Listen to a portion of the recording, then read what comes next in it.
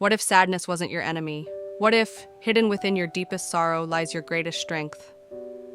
Welcome to a journey few dare to take, a journey not away from pain, but into it, not to escape sorrow, but to understand it, to embrace the very emotion we've been taught to fear, sadness. This is the healing power of sadness, embracing the depths of emotion, written by Dr. Terence Adabong Njuafak, a work that dares to shift the way we see the world and ourselves. In a world that constantly urges us to stay strong and keep moving, sadness is often seen as a weakness, an emotion to be hidden, masked, or hurried away. But Dr. Adabong invites us to do something radical, to pause, to listen, to feel. He doesn't glorify sadness, but he does honor it. And in doing so, he reveals a powerful truth. Sadness, when embraced with honesty and grace, can become one of our greatest teachers. With depth, care, and clarity, Dr. Adabong gently walks us through the shadows of emotion, showing that within sadness lies something overlooked by most. A spark of resilience, a mirror of compassion, a path to personal growth. This book isn't just a study, it's a map. A guide through the dark terrain of feeling designed to help you rediscover the light within. Whether you're grieving, quietly aching, or simply curious about the deeper layers of life, this journey will reflect your soul and stretch it. Because here, sadness isn't a trap. It's a power. It's part of what makes us beautifully, wholly, human. We live in a culture that prizes constant optimism. Smile, cheer up, move on. But what happens when you can't? What happens when the heaviness within you refuses to be distracted, silenced, or suppressed? This book began with that question. Dr. Adabong set out to explore the silent strength of sadness, not as a flaw, but as a force for reflection, for self-discovery, for deeper connection. In these pages, you'll hear the whispers of personal insight, grounded in psychology and enriched by stories from diverse cultures. These aren't theories, they're truths lived by real people. Sadness is not the end. It is often the beginning of growth, of depth, of authenticity. To honor sadness is to honor life in all its colors. And so, as you listen, be willing to sit with discomfort, not to be overwhelmed by it, but to understand it. For in that stillness, you may find something sacred, the parts of yourself you had forgotten, or perhaps never known. So now, dear listener, take a breath, open your heart, and prepare to walk the most courageous path of all. The path into your own depths, because sometimes the way out is deeper in. To understand sadness is to understand what it truly means to be human. Introduction. A journey into the heart of sadness. Sadness, a feeling we all know, a companion to loss, disappointment, longing, an ache that touches everyone, no matter your age, your background, your beliefs. And yet in today's world, it remains a stranger, unspoken, misunderstood, even feared. But what if sadness is not something to fix? What if it is something to feel, to honor, and to learn from? This book is not an escape from sadness. It is an invitation to walk into its depths and find meaning there. Sadness is not weakness. It's not a malfunction in your soul. It is a signal, a message from your heart, telling you that something mattered. It rises from the emptiness left by loss, from a dream deferred, from a future that will never be. And while it can feel overwhelming, sadness isn't here to destroy us. It's here to shape us. Like the tide, it flows, in waves, gentle one day, crashing the next. But always, it moves us. Across centuries, sadness has found its voice through poetry, music, art, and reflection. In Shakespeare's sonnets, in Van Gogh's brush strokes, in the silent tears of a mother, in the ache behind a smile, it connects us, quietly, powerfully, universally. From a child crying out for comfort to the elderly mourning time lost. Sadness unites us all. When we see pain in another, we recognize a part of ourselves. That is the quiet beauty of sadness. It deepens empathy. It is the bridge between souls. One of sadness's most powerful origins is loss. Not just the loss of a loved one, but the loss of a future, the loss of an identity, the silent loss of something you thought would always be there. As Kierkegaard once said, the most painful state of being is remembering the future, particularly the one you'll never have. That is sadness. It is the mourning of what could have been, and it is sacred. Even joyous milestones, graduation, moving forward, growing older, can bring sadness, because every beginning carries the end of something else. Sadness is also our response to injustice. It is the ache we feel when the world isn't fair, when cruelty, prejudice, or suffering go unanswered. This sadness is collective, a wound shared by humanity. It's what stirred the hearts of leaders like Gandhi and Martin Luther King Jr. Sadness became the spark for revolution.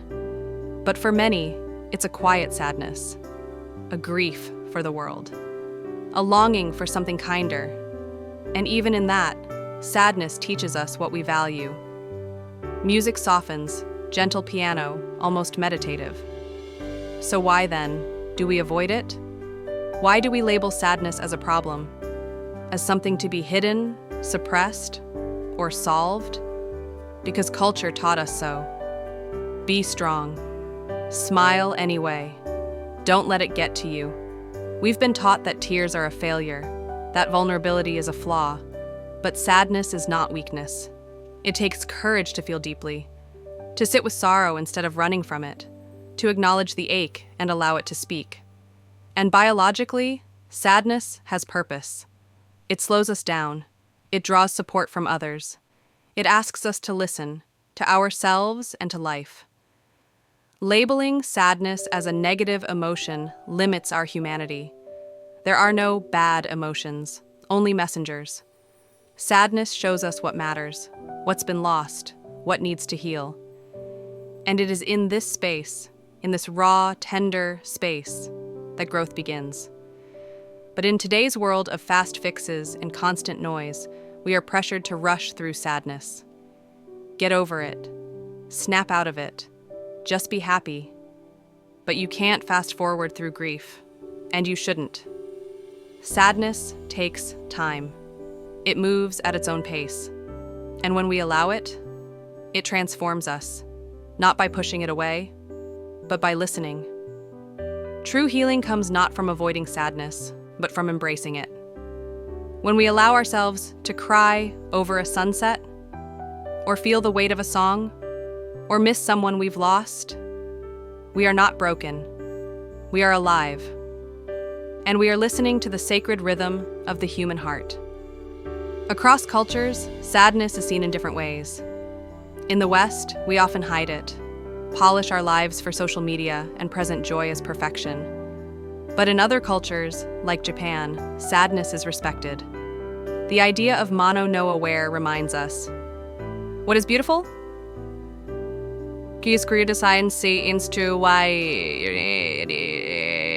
And that in itself is worth feeling deeply for. Sadness is part of what makes life meaningful. It teaches us to slow down, to notice, to connect. So let us change the story. Let us stop asking, how do I make this feeling go away? And start asking, what is this sadness trying to show me? Because sadness is not the end of the story. It is a chapter, and sometimes the one that teaches us the most. Music swells slightly, evoking hope and transformation. This is the beginning of your journey into the heart of sadness. Together, we will explore the myths, the meaning, and the beauty that lies beneath the sorrow. Sadness is not here to break you. It's here to awaken you, to deepen your empathy, to connect you with your truth, and to remind you that you are fully, beautifully human. Stay with us. The journey is just beginning. Chapter 1. The Emotional Environment. What is sadness? It's a question we rarely ask directly, and yet it's one of the most familiar emotions we encounter as human beings, from a fleeting disappointment to the deep ache of personal loss. Sadness shapes our experience of life in profound ways. In this chapter, we're taking a deeper look at the biology, at the psychology, at the very nature of sadness. What is it? Why do we feel it? And how does it shape who we are? The biology and psychology of sadness. Sadness is not a weakness. It is a signal, a message from within. It arises when we lose something important, face disappointment, or endure difficult times. But more than just a feeling, sadness is a full-body experience. It affects how we think, how we feel, even how we behave. You may feel tired, even after resting, lost in negative thoughts, unable to focus, isolated, not wanting to be around others. But here's the truth. Sadness plays a role. It alerts us. It slows us down. It gives us space to process and grow. Let's take a closer look. The biology of sadness. Inside the brain, sadness is a complex dance of chemicals and systems. Let's start with the messengers of mood, neurotransmitters. You've probably heard of serotonin, the feel-good chemical. Low serotonin levels, that's often when sadness sets in. Then there's dopamine, the reward chemical. When dopamine drops, so can our motivation and joy. And norepinephrine, it helps us react to stress. If it's off balance, our mood can crash. Different parts of the brain also come alive during sadness. The amygdala, our emotion processor, detects emotional threats. The prefrontal cortex, our inner guide, helps us regulate emotions and respond. The hippocampus, our memory keeper, links past sadness to current feelings. Together, they help us feel sadness, remember it, and learn from it. The psychology of sadness. But sadness isn't just about biology. It's shaped by how we think, who we are, and the world around us. Let's break it down. First, cognitive patterns. Sometimes, the way we think deepens our sadness. Do you ever see things in black and white? Assume one failure means you'll always fail? Expect the worst every time? These mental habits, called cognitive distortions, can trap us in sadness. Second, personality traits. Some people are naturally more sensitive to sadness. Those high in neuroticism may feel things more deeply, but those with resilience can bounce back more quickly, seeing sadness as a temporary wave, not a permanent state. Third, social context. Where we are, who we're with, and how we're supported, it all matters. Supportive relationships can shield us from the heaviness, but isolation, that makes sadness grow. And culture plays a role too. In some societies, showing sadness is seen as strength. In others, it's hidden away. Understanding this can help us process sadness more wisely and more kindly. The role of sadness. So, is sadness bad? It's powerful. It teaches. It heals. It connects. Sadness helps us process grief. It invites connection when we're vulnerable. It motivates change, nudging us toward growth. In this way, sadness is not your enemy. It is your messenger. Sadness versus grief versus depression versus melancholy. Let's zoom out for a moment, because not all sadness is the same. You may feel sadness, you may feel grief, or even depression, or melancholy. Let's understand the difference. A sadness is temporary, a reaction to life's ups and downs. Grief is the pain of loss, often after death or separation. Grief has stages: denial, anger, bargaining, depression, acceptance. It doesn't follow a straight line. It's a unique journey for each person. Depression is deeper. It can arrive without warning and stay for weeks, months, or even years. It can look like persistent sadness. Losing joy in everything. Trouble sleeping or eating. Feeling hopeless. And sometimes, thoughts of ending it all. If this sounds familiar, you are not alone, and there is help. Then, there's melancholy, a quiet, thoughtful sadness. It can feel poetic, even beautiful. Melancholy doesn't stop you from living. In fact, it might help you create, reflect, and grow. It reminds us we're human. Navigating the emotional landscape. Understanding sadness is a key to understanding yourself. Sadness is not one thing. It's many forms, many shades, many lessons. Grief needs gentleness. Depression needs care and support. Melancholy needs space for reflection. When we embrace these emotional truths, we become stronger, wiser, and more connected. So the next time you feel sadness rising, don't rush to silence it. Pause, listen, learn. It may be the beginning of healing. Sadness. Across cultures, how different societies understand and process this emotion, sadness. It's a feeling we all know. But did you know how we experience and express sadness is deeply shaped by culture? Let's explore this fascinating emotional landscape together. Sadness is complex. It's more than just feeling down.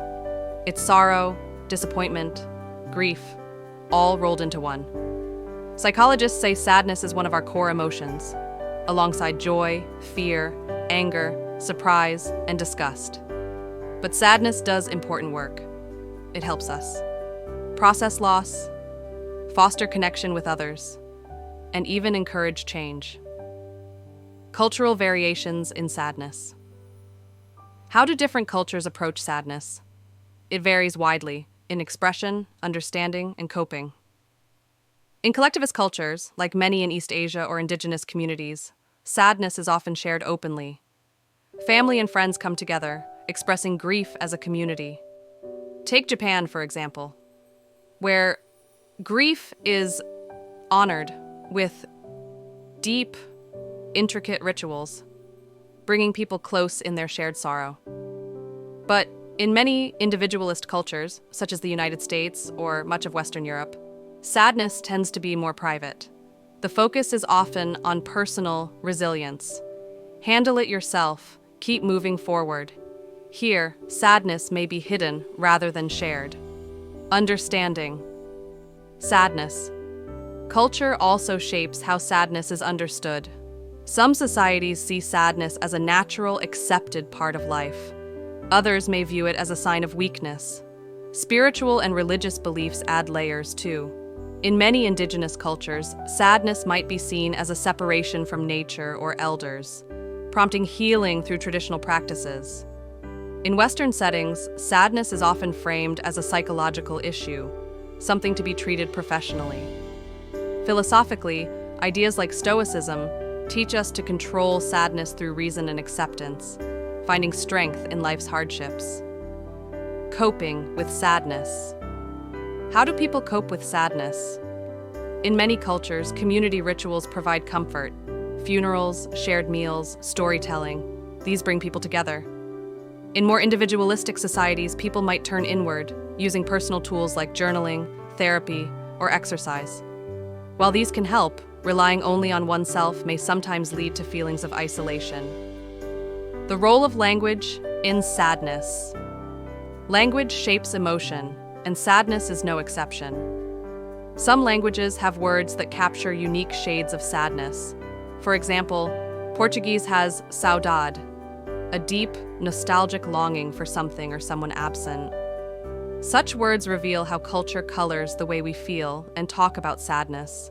Cultures with rich emotional vocabularies may help people better understand and express their feelings, creating deeper connection and empathy. By exploring sadness across cultures, we see how deep and varied our emotional lives truly are. Though sadness is universal, how we express it, understand it, and heal from it is shaped by traditions, beliefs, and words. As our world becomes more connected, this understanding helps us build bridges. with greater compassion, empathy, and connection. Reflection. Questions. 1.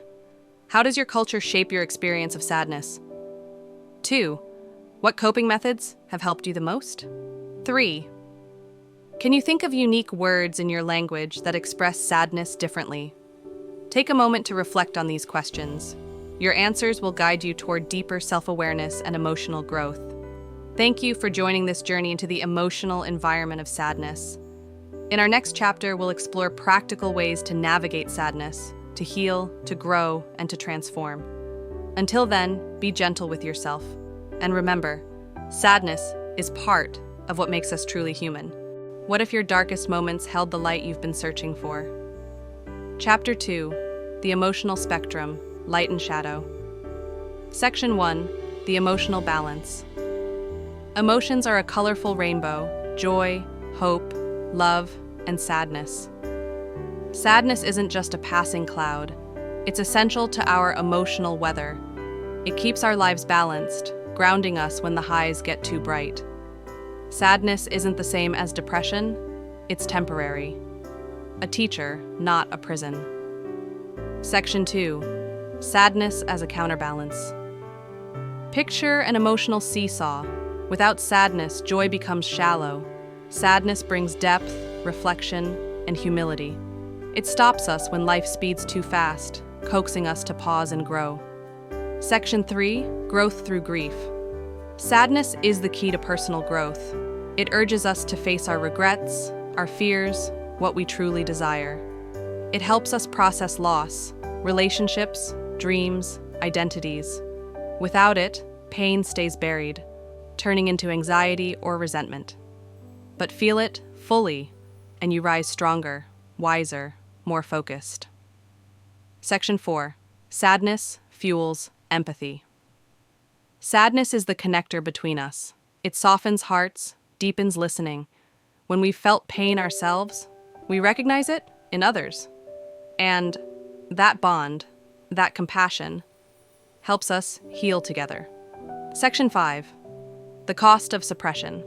Our culture favors constant positivity, but hiding sadness leads to numbness, burnout, fractured relationships. And we miss the quiet lessons pain has to offer to guide us forward. Section 6. Acceptance and practices. So how do we welcome sadness without being overwhelmed? Try this. Mindfulness. Sit with your feelings. Breathe. Observe them like passing clouds. Journaling. Write your thoughts. Give them voice and shape. Connect. Talk to someone you trust. Let them hear your heart. Create. Paint. Sing. Dance. Turn your sadness into something alive. Move. Walk. Stretch. Breathe. Let your body help your mind. Reach out. If sadness stays too long, get the help you deserve. Section 7. Joy and sadness, two sides of the same coin. Joy and sadness, they live together. Moments of joy feel richer because we've known sorrow. With sadness, we remember, cherish, value. With joy, we hope, connect, heal. Imagine a wedding without the memory of loss. The laughs alone wouldn't mean as much. Section 8. Caesar Chokur. Power in the darkness. Your darkest moments, grief, fear, doubt, are not empty. They are transformation in disguise. Acknowledge, name the emotion, process, feel it, speak it, write it, find meaning, ask, what is this teaching me? Rise. With new insight, step forward more aware and grounded. Conclusion. Embracing the full spectrum life isn't all sunshine or moonlight. It's a dance of both. By giving sadness its place, we allow joy to shine brighter. We grow deeper roots. We become more alive, more resilient, more real. So let sadness flow. Sit with it. Learn from it. Let it guide you. Because your true strength grows in those quiet shadows. In the next chapter, we'll explore how sadness becomes healing, step by step, breath by breath. Until then, remember, sadness isn't the end, it's part of the journey. Chapter 3: The Neuroscience of Sadness. What if sadness isn't just a feeling, but a transformation happening inside your brain? In previous chapters, we explored what sadness is. Here, we journey deeper, inside your brain. Because sadness isn't just emotional. It's biological, it's chemical, it's neurological, and understanding that can be empowering. 1. The brain's emotional orchestra. Sadness triggers a powerful symphony in your brain. The amygdala, the heart of emotion. When sadness hits, it lights up, amplifying your emotional response. It helps you feel. The prefrontal cortex, the executive. It works to balance the emotion. But when sadness drags on, its activity drops, clouding your thinking, dimming your focus. The hippocampus, your memory bank. It recalls past sorrow, connecting old wounds to how you feel today.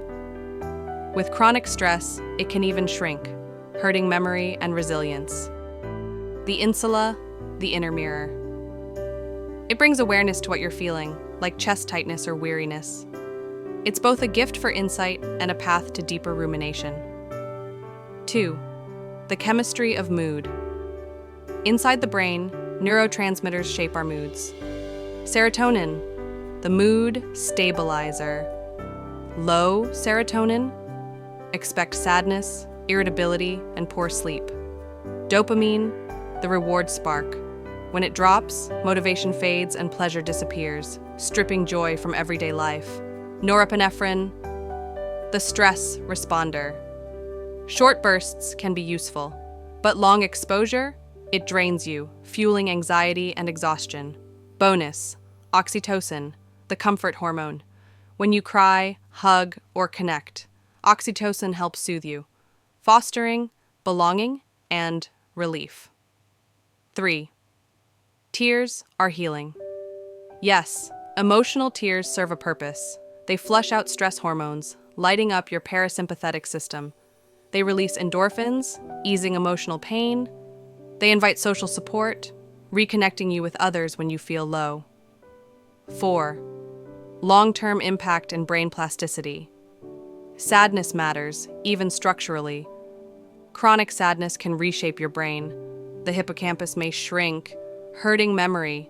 The prefrontal cortex shadows, clouding planning. Overall cognitive clarity diminishes. But here's the hopeful twist. The brain is malleable. Through therapy, movement, meditation, and connection, you rewire it for resilience and strength. 5.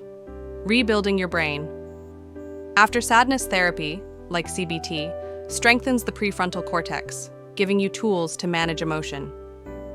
Exercise boosts serotonin, dopamine, and neurogenesis, balancing mood from the inside out. Mindfulness calms the amygdala and enhances emotional awareness.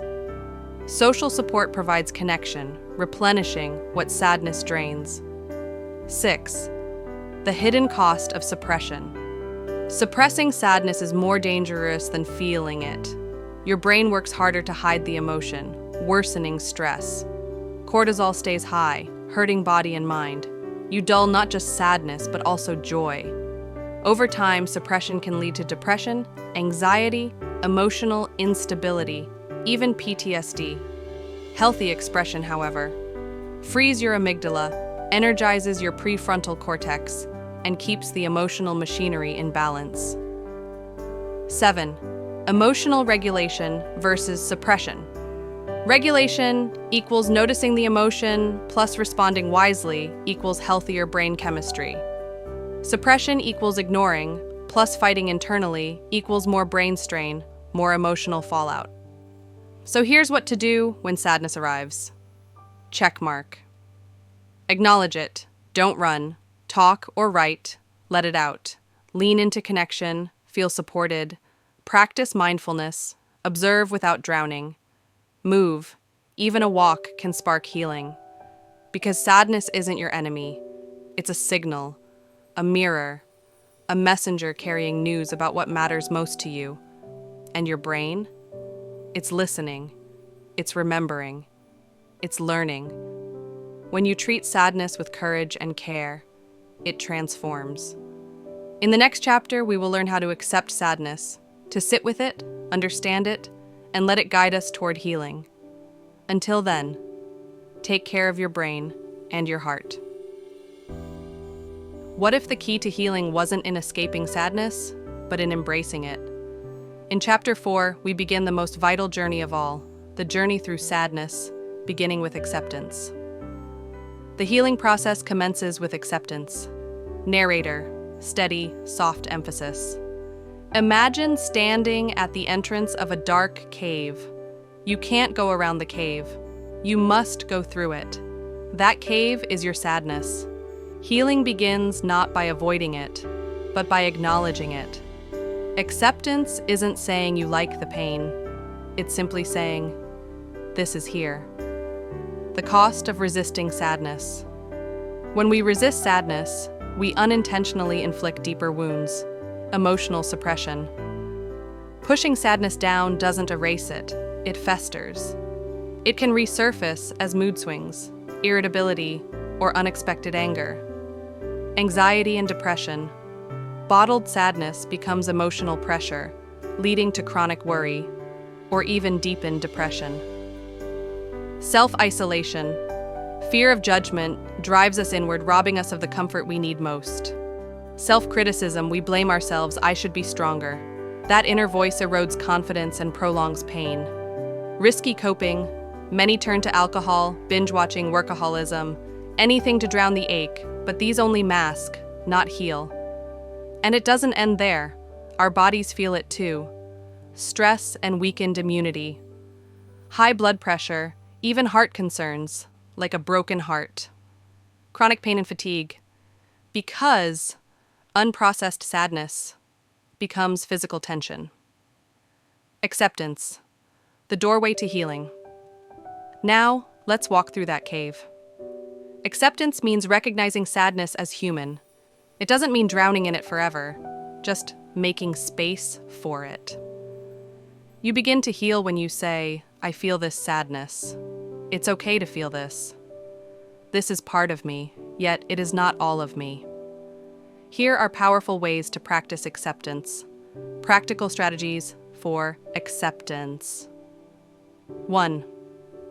Observe without judgment.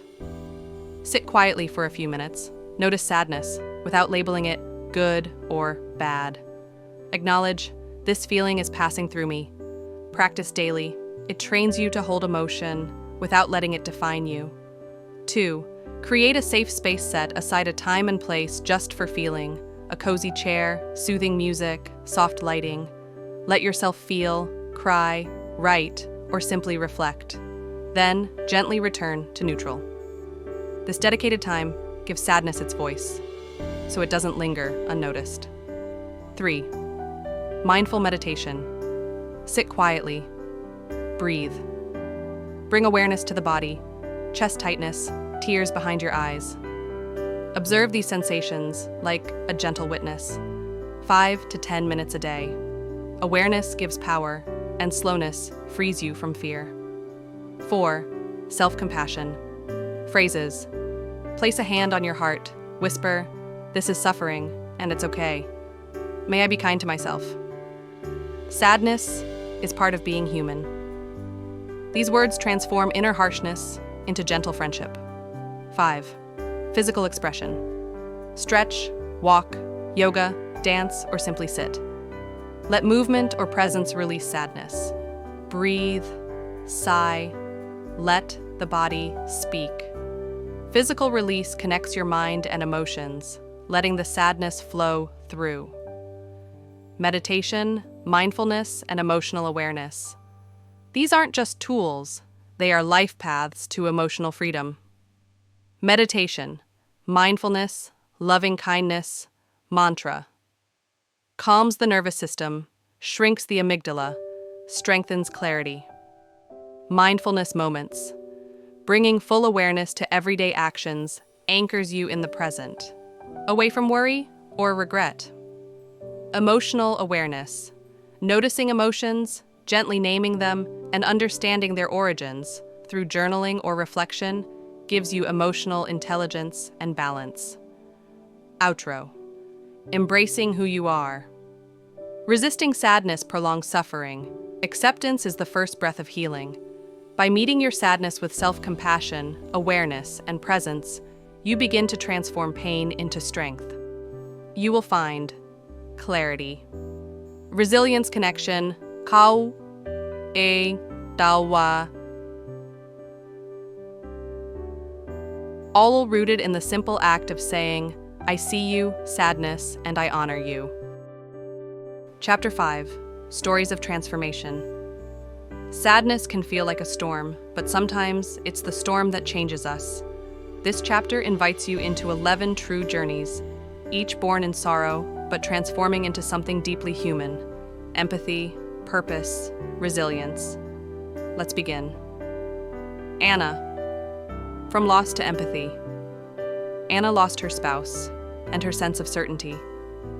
At first, she drifted through days, held together for her children.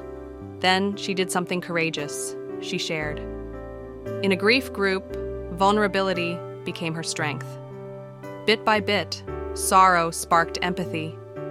Eventually, she began helping others heal. Through her loss, Anna discovered resilience and a calling to support others. David, from loneliness to connection. David spent years feeling unseen. His career success didn't fill the emptiness. One night, he faced his loneliness head-on. He started journaling, then reached out to a book club. With each meeting, confidence and connection grew. Sadness had awakened his courage to belong and reconnect. Sophia, from grief to creative rebirth. Sophia, an artist, lost her sister.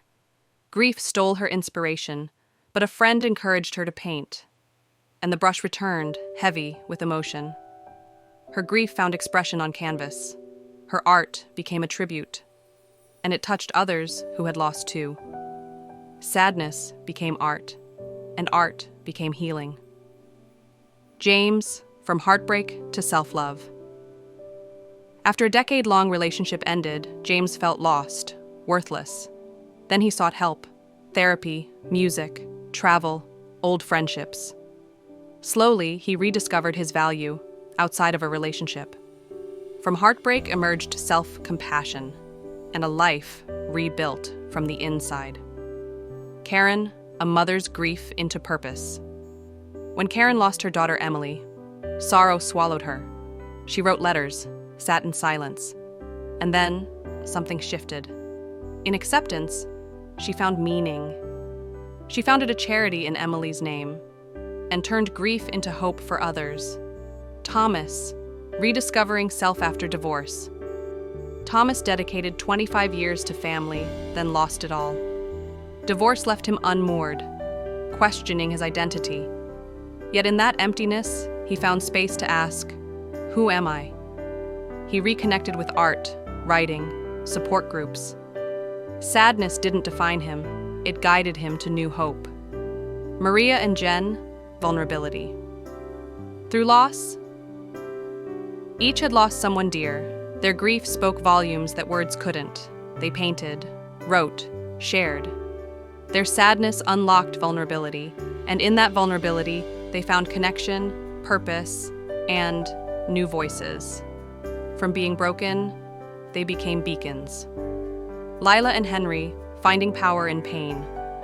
Lila's sudden breakup shattered dreams, but sparked self-love. She returned to school, pursued her passions, alone but empowered. Henry lost a brother, but gained forgiveness. In grief, he repaired old wounds, building new bridges in his family. Aisha, resilient through adversity. A potent athlete, Aisha lost her sport, and with it, her identity.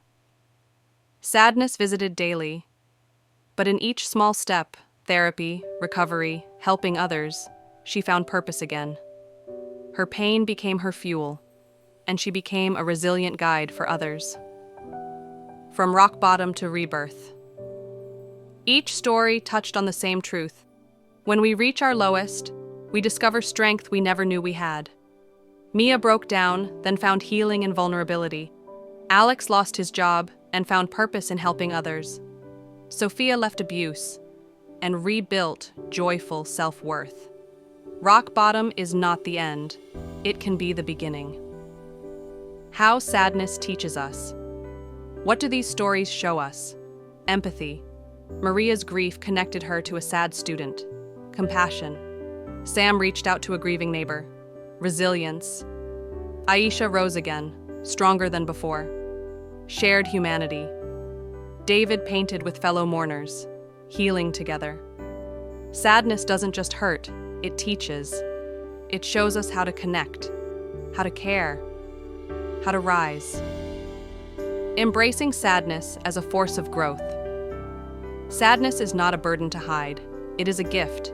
If we open our hands and hearts, it teaches us empathy, cultivates compassion, builds resilience, and reminds us we're not alone. In every story of sorrow, we see a story of transformation. Take a moment to think. When did your sadness help you understand someone else? Have you ever acted kindly because you felt pain?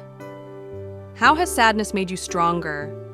Sadness may bend us, but it doesn't break us. It carves us, shapes us, and guides us closer to our true selves.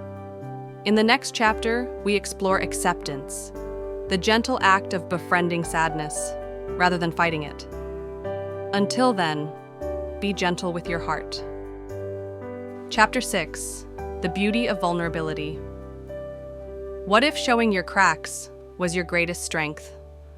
In a world that glorifies unshakable strength, we've learned to hide sadness, fear, and doubt behind stiff faces and forced smiles. But what if true power lies precisely in letting ourselves be seen? Today, we dive into an unexpected hero of light and growth, vulnerability. Section 1. Understanding vulnerability. Narrator. Gentle, reflective. Vulnerability is mental openness, a willingness to share our real feelings even when they feel uncomfortable. It's saying, I'm hurting, I'm scared, I need help. And in that moment when we drop the mask, we invite trust. We say, here I am, imperfect, human. That honesty creates connection. One shared admission can build a bond stronger than any surface-level conversation. Section 2. The social stigma around vulnerability. Narrator. Compassionate, clear. Yet society whispers otherwise. Men are told, be tough, don't cry. Women are labeled dramatic for expressing emotions. Culture demands unflinching control and unbreakable facades. Even social media sells the myth of perfection. We learn to hide our cracks. But these expectations trap us, not protect us. They isolate us, making true connection nearly impossible. Section 3. Why embrace vulnerability? Narrator. Uplifting, wise. Because vulnerability isn't weakness, it's medicine. Better mental health. Hiding emotion increases stress, anxiety, and loneliness. Speaking out brings healing, helping you process feelings and move forward. Deeper connections. When you share, others feel safe to follow. Authentic bonds grow in the soil of trust and understanding. Self-compassion. Admitting fear teaches you to be kind to yourself. Instead of harsh self-criticism, you offer yourself the same care you'd offer a friend. Section 4. How to embrace vulnerability. Narrator. Supportive, practical. Let's make it real. Practice self-awareness. Notice your emotions without judgment. Find safe spaces. Share small truths with someone you trust. Challenge. Critic. Replace I'm weak with I'm learning. Set boundaries. Share with care, knowing what feels safe. Be the example. Your openness empowers others to do the same. These small acts break the stigma that vulnerability is faulty. Section. How vulnerability strengthens communities. Narrator. Inspirational, community-focused. When one person shares, others follow. Psychologists tell us that vulnerability releases oxytocin, the trust hormone that binds us together. At home, in friendships, within workplaces or support groups, it changes everything. When leaders admit they don't have it all figured out, they don't break the team, they free it. Raw, imperfect, honesty creates environments where empathy, support, and innovation flourish. Section: Embracing Imperfection, the Art of Being. Human narrator, heartfelt, liberating. Perfection is an illusion. We chase it, we shield it, but we don't live behind it. True freedom begins when we accept our mistakes, our fears, our messy, beautiful humanity. Imagine letting your flaws be seen and finding acceptance, connection, belonging. That's true vulnerability. Final thoughts. The strength and softness. Narrator, soft yet powerful. Vulnerability isn't weakness, it's courage. It's the quiet revolution of showing up unpolished and saying, I'm here, I'm real, I matter. By embracing who we are, messy, cracked, incomplete, we invite others to do the same. We shape communities built not on facades, but on shared truth. And that is where transformation begins. In the next chapter, we'll dive into how creativity is born from emotion, how sadness can fuel art, music, and self-expression. Until then, let your heart be seen, because your vulnerability is your beauty. Chapter 7: Sadness as a Creative Force. Welcome to Chapter 7 of The Healing Power of Sadness, Embracing the Depths of Emotion. In this chapter, we explore one of the most transformative secrets of the emotional world: sadness as a creative force. While many shy away from sadness, history reveals that it has been the hidden spark behind some of the greatest works of art, music, and literature. Today, we'll learn to harness this powerful energy, not to suffer, but to express, create, and connect. Sadness, heavy, silent, aching, has long been misunderstood. But what if we told you it is one of the most profound sources of creative inspiration? When we feel sadness deeply, our inner world opens. The masks fall. What remains is the truth. And truth is the raw material of all great art. Unlike joy, which looks outward, sadness pulls us inward, revealing emotions we may not yet understand, but desperately need to express. Sadness, when accepted, does not destroy. It transforms. Think of Vincent van Gogh. Battling isolation and inner turmoil, he painted swirling night skies and sorrowing old men. These were not just images, they were windows into his soul. Every brush stroke whispered, "You are not alone." Or picture Frida Kahlo. Her suffering, both physical and emotional, poured onto her canvas. The broken column was not only her pain, it became our strength. Sadness made their voices unforgettable. Music, too, is soaked in sorrow's song. Beethoven, deaf and heartbroken, composed works that still echo through time. The Moonlight Sonata is not just a piano piece. It's a dialogue with despair, whispered across centuries. And Billie Holiday, singing Strange Fruit, transformed personal and collective grief into a haunting, healing melody. Her voice was sadness, shattered, soulful, and whole. In literature, sadness speaks through the pages. Sylvia Plath captured depression's haunting beauty in The Bell Jar, and Edgar Allan Poe shaped grief into shadowy tales like The Raven. They faced darkness not to dwell in it, but to shine a light for others, lost within it. Sadness is the ink, and art is the letter it writes to the world. Sadness reveals our humanity. It strips us bare and leaves us with what matters most: connection. When we express our sadness, we invite others to feel seen, understood, and less alone. Sadness, when channeled, becomes a creative revolution. Now, let's turn inward and explore how to transform your sadness into self-expression. Here are 6 creative exercises to help you mine the depths of emotion and emerge with the gift of your own truth. 1. Journaling your emotions. Find a quiet space. Write freely for 15 to 30 minutes. Don't censor. Let your thoughts pour out, especially the sad ones. Reread and underline anything that stands out. This raw material can become poetry, essays, or even visual art. 2. Creating a sadness playlist. Select 10 to 15 songs that echo your feelings. Listen deeply. Let each lyric, beat, and silence guide your thoughts.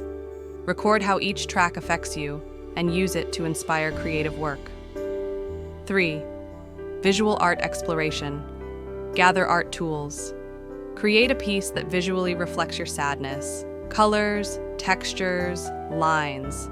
Don't aim for perfection. Let emotion drive your hands. 4. Writing poetry. Use sensory words. Pick a poetic form or write freely. Let your sadness shape the rhythm. Read it aloud. Your voice, your sadness. It has power. 5. Nature walk. Reflection. Take a walk. Observe. Sit quietly. Write about what you feel and see. Let nature mirror your inner state. There's wisdom in the wind. 6. Storytelling through characters. Invent a character who represents your sadness. Give them a story. How do they cope? How do they change? Through them, you might discover a part of yourself. Sadness is not the end. It is the beginning. It is a call to creativity, to authenticity, to expression. The pain you feel can be the power that fuels your art. Let sadness speak, and you might be surprised by what it has to say. You are not broken. You are becoming. Stay with us. The journey of healing continues. Chapter 8. Grief, Loss, and Letting Go. Let us take a moment and breathe, now. Think of someone or something you once cherished deeply. Maybe it was a person, maybe a dream, maybe a chapter of your life that has closed forever. Loss. It is the price of love, the echo of attachment, the shadow of our most treasured connections. In this chapter, we enter one of life's most sacred spaces: grief, loss, and the profound process of letting go. Grief, my friend, is not a weakness. It is not a detour. It is the road. And sadness? It is the guide who walks beside you on this journey, silent, steady, and utterly human. Understanding. Sadness and grief. Sadness, as Dr. Audiobook so gently reminds us, is not the enemy. It is a messenger, a witness, a sacred companion to our sorrow. It shows up in tears that won't stop, in the weight in your chest, in memories that visit uninvited. Why? Because sadness acknowledges the value of what was lost. It says, this mattered. This was loved. When you're grieving, sadness plays 3 essential roles. It helps you accept the truth that something has truly changed. It gives your pain a voice, through tears, words, or silence. It honors the depth of your bond, because only deep love grieves deeply. Sadness as a bridge to healing. So what do we do with this sadness? We face it, feel it, follow it. Dr. Audiobook offers timeless guidance here. Give yourself permission to be sad. No judgment, no pressure to move on. Treat yourself kindly. Grief is not a race. Reach out to others. Grief shared is grief softened. Create rituals. Light a candle. Write a letter. Make a memory box. These are not just actions. They are medicine for the soul. Sadness is not just pain. It's a portal. It leads us from holding on to letting go. But hear this truth. Letting go is not forgetting. Letting go is allowing love to transform. It is learning to carry the memory without the weight. It is saying goodbye to the pain while holding the person or dream in your heart forever. How do we honor the pain and still move forward? There is no getting over grief. There is only learning to carry it differently. Dr. Audiobook teaches us how to walk with sadness while building a new life. Acknowledge the pain. Write, speak, create, feel, create rituals. These help make meaning out of sorrow, find meaning. through personal growth, helping others, living your loved one's values, embrace the future, set new goals, build new relationships, allow joy to return. Moving forward doesn't mean you stop loving. It means you start living again. You carry the lessons, the stories, the essence of what was. And slowly the darkness lifts, not all at once, but moment by moment. The power of ritual in healing grief. Now, listen closely, for this next truth is profound. Rituals give grief a shape. They provide something to do when there's nothing left to fix. Rituals are the language of the heart. Dr. Njuafak shares some of the most healing practices across cultures and time. Candle lighting ceremonies, a single flame, a single prayer, a symbol of the light that still lives. Letter, writing to the departed, speak your unsaid words, share your day, release the weight. Memorial gardens. Grow something beautiful in their name. Watch life bloom again. Memory boxes. Tangible keepsakes of love, touched and treasured when you miss them most. Rituals in nature. Let go with the wind or the river. Let earth hold your sorrow. Commemorative art or tattoos. Turn grief into beauty. Let it live on your skin or your canvas. Daily meditation, stillness, breath. A place where grief can soften and peace can rise. Storytelling and sharing memories. Keep their name alive. Laugh, cry, connect, heal together. Each of these rituals carries one message. You are not alone, you are not broken, and yes, you will heal. Maybe not today, maybe not tomorrow, but one breath at a time. Closing reflection. Grief is not the end of love, it is the reminder of it.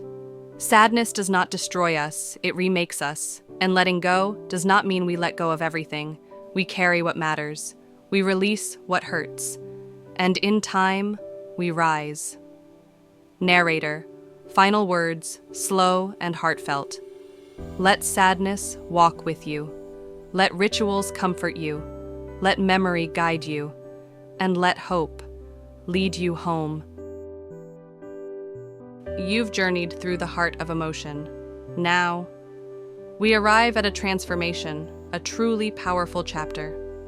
Chapter 9, From Sadness to Transformation, Sadness as Catalyst for Growth. Sadness isn't just pain, it's a spark. That ache you feel, it's a signal, a prompt, leading you towards self-understanding and growth. It invites you to explore what lies beneath, your values, your identity, your deepest needs. Sadness, a mirror to the inner self.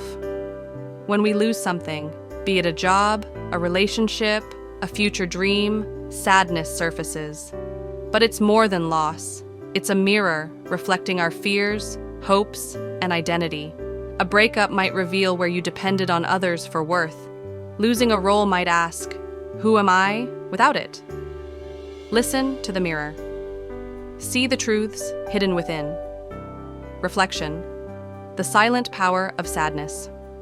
Sadness slows us down. It doesn't rush us.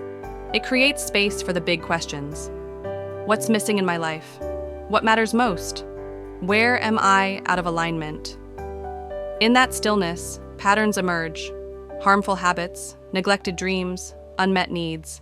And from that awareness, personal growth is born. Acceptance. The courage to embrace all of us. Our culture pushes relentless positivity. But true transformation begins with a pause, a breath, a willingness to say, yes, I am here, all of me. Acceptance doesn't mean surrender. It means seeing our own limits and strengths. It's the beginning of kindness to ourselves and to others. Sadness as a call to action. Here's the beautiful paradox. Sadness reflects and propels. That discomfort, it can drive change, leaving a job, redefining boundaries, following a long-suppressed dream, all possible when sadness becomes your catalyst. Empathy. hearts connected through sorrow. Sadness isn't a cage, it's a bridge. When we've known loss, we instinctively understand others in pain. We listen better. We support more deeply. We feel with them. That is empathy born from sorrow, and it binds us. Resilience, growing stronger in the storm. Every time you sit with sadness and rise again, you build inner muscle. Resilience is not immunity. It's knowing you can endure and heal. Each sadness conquered becomes a stepping stone, not a stumbling block. From pain to renewal. Think of sadness as your cocoon. First comes acknowledgement, the courage to allow the pain in. Then reflection, quiet, gentle solitude where transformation begins. Then letting go, forgiving the past, unlocking freedom to move forward. Then rebirth, emerging whole, wiser, more aligned with your true self. Finding purpose in the journey. This new self, it's not just changed, it's purposeful. The pain becomes power. You share your story, offer your help, light the way for others. Your transformation becomes their inspiration. Living with emotional wisdom. This journey doesn't end. Every difficulty, every tear, another opportunity to learn. Acknowledge your feelings, practice self-compassion, find the lesson in every wound. Stay vulnerable. Build resilience through reflection. Celebrate small wins. Surround yourself with a caring tribe.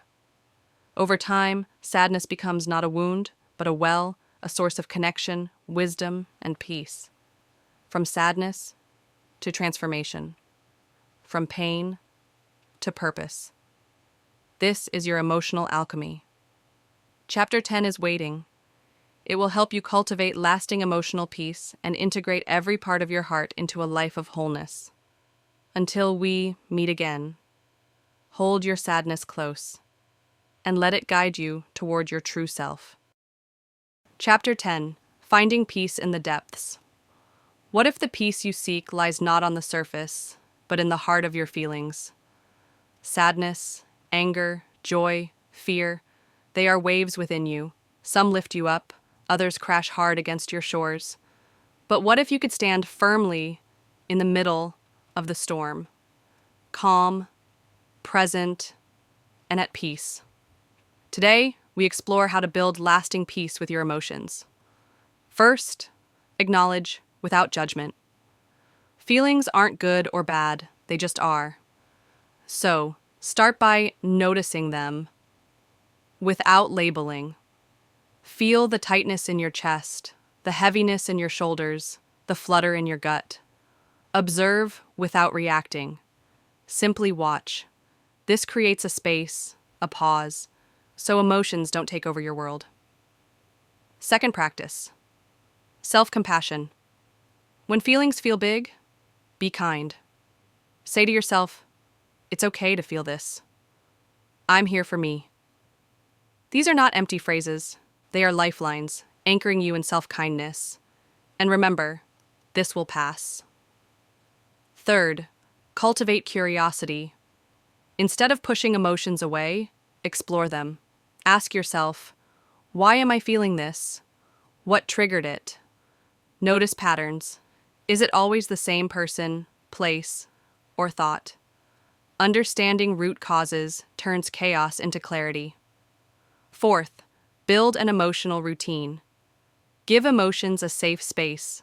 Schedule 10 minutes a day. Sit with your feelings. Write, meditate, breathe. And throughout the day, check in. How am I feeling right now? Do I need to pause and process? Slow buildup prevents emotional overwhelm. 5. Use mindfulness. Narrator. Stay grounded in the present. Focus on your breath, on the moment. Let thoughts pass without judgment. When an upsetting thought arises, notice it, name it, and let it float by, like a cloud. 6. Remember, emotions are temporary. Emotions are like waves. They rise, peak, and recede. Visualize them as ocean waves. See them come and let them go. If you're overwhelmed, promise to revisit your feeling later. Often, by then, it's transformed. 7. Seek connection and support. You don't have to do this alone. Share with a friend. Reach out when feelings are too heavy. Even online groups or a therapist can offer understanding and light. Connection reminds you you're not broken, you're human. Conclusion: building lifelong emotional peace. Finding emotional peace isn't about removing feelings. It's about relating to them with understanding, kindness, and strength. Step by step, day by day, you build a bridge between your surface emotions and your deeper self, until those once overpowering waves become doorways to inner calm. Embracing emotional depth. This is not a quick fix, it's an ongoing journey. Emotional depth means allowing joy and pain, fear and love to live together within you. You don't become less fragile, you become real. Over time, emotional awareness helps you notice subtle patterns. Why do you react with anger? Why sadness or anxiety? Awareness brings choice. Awareness brings compassion, and that is the soil where wisdom and peace grow. Sadness as teacher. Now, see sadness differently. Not as your enemy, but as your teacher. Sadness pulls you inward, stripping away masks. It reveals your values, your losses, your love. It asks, what is truly important? What have you lost? What needs healing? It opens your heart to empathy and connection, to yourself and to others. And in the end, sadness can transform into purpose. Many who face deep sorrow emerge with new clarity, a mission, a calling, a commitment to help others. Through sadness, we learn to treasure the small moments, the sunset, the laughter, the hug. From pain to power. This is how we transform sadness, from pain to purpose, from overwhelm to resilience. Every emotion, including the hardest, becomes a stepping stone. It's not about being unbreakable, but about becoming whole.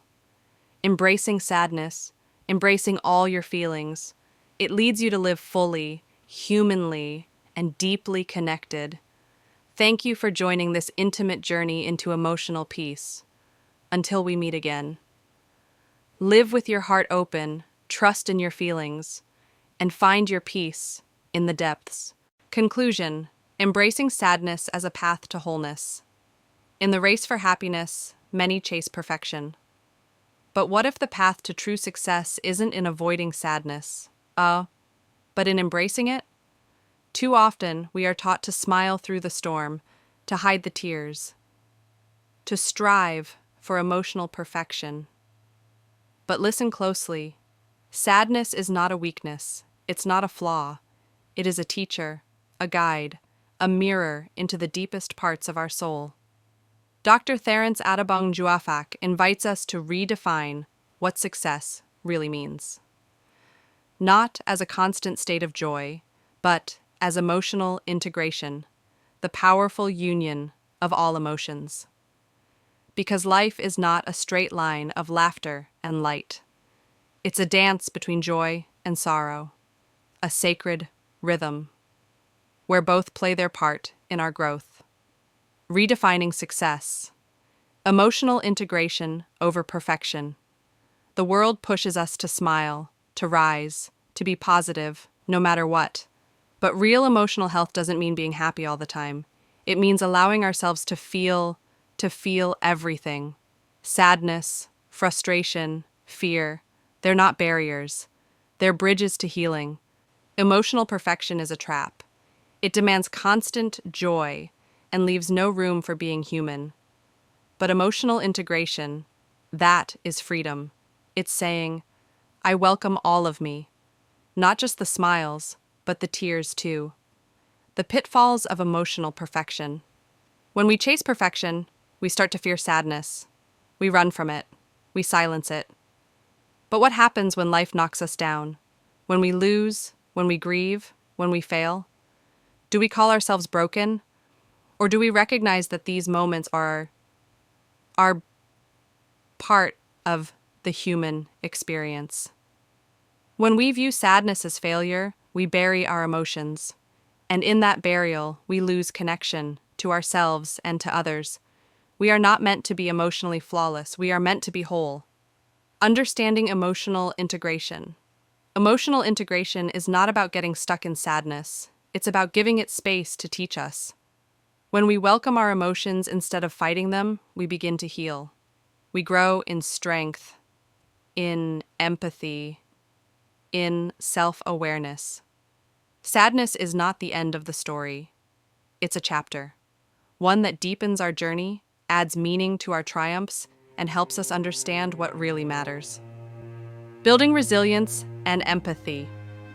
To embrace our sadness is to become resilient. It means we don't shatter at life's challenges. We bend, we learn, we bounce back. And in facing our own sorrows, we become more attuned to others, more compassionate, more human. Because when we honor our own pain, we hold space for the pain of those around us. This is emotional strength. Finding peace. Through integration. Peace doesn't come from the absence of sadness. It comes from acceptance. When we stop pretending and start feeling, we find a quiet strength. A truth that says, it's okay not to be okay. This is the essence of emotional wholeness. Not perfection, but presence. A heart that welcomes every feeling. A soul that trusts in the wisdom of both joy and sorrow. The sacred balance between joy and sorrow. What if I told you, you cannot fully know joy without ever knowing sorrow? Like light and shadow, day and night, joy and sadness dance through our lives, hand in hand. We celebrate joy, but we must also honor sorrow. Because sorrow grounds us. It humbles us. It reminds us what matters. It shows us what we're made of. Joy, the light that inspires. Joy lifts us. It awakens awe. It reminds us that life is beautiful. In those moments, when we laugh, love, and feel alive, we touch something divine. But joy, like all things, is temporary. That's why it's so precious, because it does not stay forever. And when it fades, sadness steps in, not to destroy us, but to teach us. Sorrow, the depth that grounds us. Sorrow slows us down. It draws us inward. It makes us listen to our hearts. In sadness, we uncover truth. We discover the strength to sit with our wounds, to feel, to heal, to grow. And through that process, we become deeper, kinder, and more human. Embracing both. The dance of life, joy lifts, sorrow roots. Together, they make us whole. Life isn't about feeling one or the other. It's about learning to move with both. Like dancers in rhythm, joy and sorrow shape our journey, adding texture, color, and meaning. You are not broken for feeling sadness. You are complete because of it. The gift of wholeness. When we embrace both the sunshine and the storm, we discover something extraordinary: wholeness, not perfection, not endless happiness, but the freedom to feel, to be, to live. As you move forward, remember this: every tear has value, every emotion holds wisdom, and your journey, with all its joy and sorrow, is sacred. Let your sadness be your teacher. Let your heart stay open, and may you walk this life fully, truly, and beautifully whole. If this video has touched your heart, inspired reflection, or helped you embrace your emotions in any way, please like, share, and subscribe.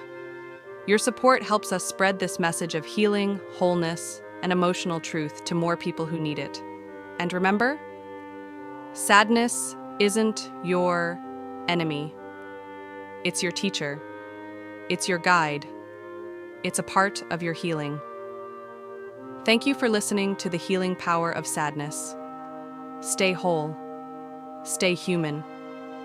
And above all, stay kind to yourself.